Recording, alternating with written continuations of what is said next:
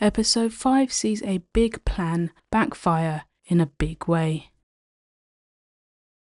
Amy, Christine and Kelly seemed convinced and on the Caitlin is a traitor train. Christine seemed equally convinced that Pordy isn't a traitor. Christine, you're in for a shock. The traitors added John to their list of victims. I'm not even going to try and make sense of that one. I didn't think it was a move that would help any of them. There were far more pressing faithfuls they could have gone after because I didn't think John had any clue for the short amount of time he was in the game for. Faith thinks they've shown their hand with that choice and is convinced it's 2 men and 1 woman. At least she's getting closer to the truth. This idea of Eamon's to have a public conversation between the traitors didn't go down very well. The plan to try and convince Pordy that they'll vote with him about Patrick but won't actually look like a non-starter. These traitors are not on the same page, especially Eamon and Pordy, constantly butting heads and talking over each other. It was a sign of things to come. I know I'm not the only one to notice, but what is Eamon's deal with the cushion when he's about to have certain conversations? Don't know what his rank or area is or if he goes to people's houses, but it makes me wonder if he does the same thing when questioning or interviewing. Anyway, back to the episode. The mission was not only another opportunity to increase the prize pot, but there was also a chance to possibly get a clue on who the traitors are. As there was code cracking involved with the mathematical problems, the traitors could help crack it quickly or sabotage as they knew the code. Other than banking €2,600 to take the prize pot to €20,400, Wilkin got suspicious of Kelly. After the mission I thought that Pordy might have just given himself a little extra time in the game, talking to Andrew in front of Faye and Wilkin, giving himself witnesses to his conversations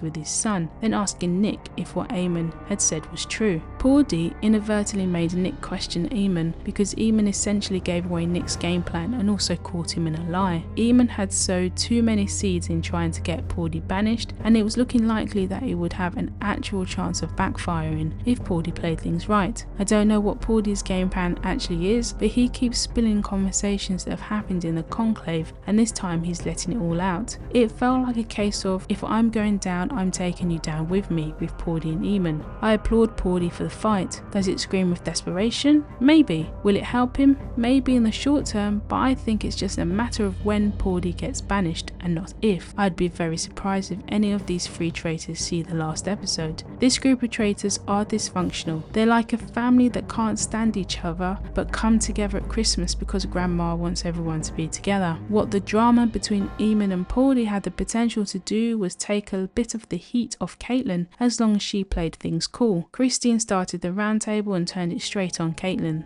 There was a moment when Eamon looked like he was losing his cool with Pordy as Pordy repeatedly interrupted Eamon. That seems to be Pordy's favourite thing, and it made me question if it was a deliberate tactic to rile Eamon up. This round table was a chaotic mess, and you could see from the reaction of most of the table that they were having a hard time following and even working out what was happening. Even I had trouble, and we had seen a lot of what was mentioned. I don't know what I would have done or who to vote for in that situation, but I would have voted for one of the 2. I'm surprised it took this long for Wilkin's name to come back up. He didn't have a vote against him since he was close to being banished in episode 2, but Amy was the only one who brought him up in this episode. Wilkin didn't properly articulate his reason for wanting to vote with Kelly, not clearly stating what the issue with the numbers were. It could have been a legitimate reason, but the others are none the wiser. Oyen is the most perceptive faithful in this bunch. We knew she was on Eamon, but that round table has got her thinking Eamon, Caitlin and Pordy's back and forth was a traitor battle, with them trying to get Pordy out as they see him as the weakest link. I give Oyen all the flowers. Not sure if the others will take much notice of this because many of them seem to have a very narrow focus. Oyen seems to be an observer but is not shown to be much of a talker compared to the others. She makes her point at the round table, it's very clear and understandable, so it's inevitable that she'll be eliminated soon. Or maybe calling him out so publicly will buy Oyen some time. Pordy's vote was a strange move. He spent so much of his time battling Eamon, was sus about Patrick but voted for Caitlin.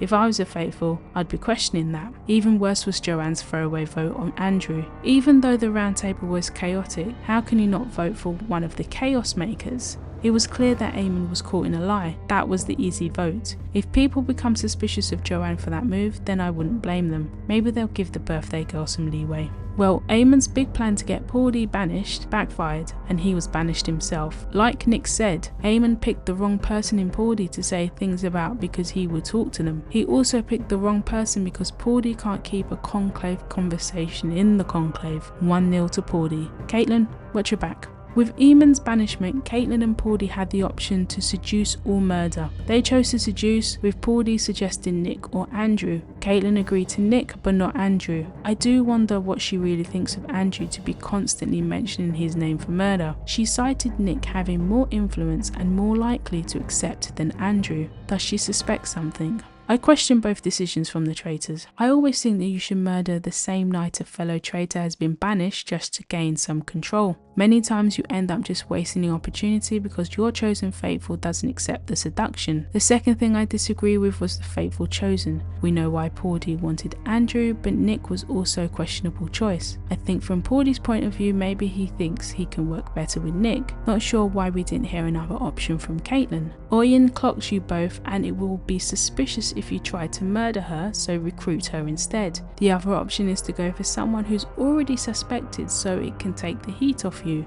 Nick is also a bad choice because at the moment he has a better chance of winning if it miraculously came down to a choice between the three, though I don't see Caitlin or Paulie reaching the final. Let's see if Nick accepts.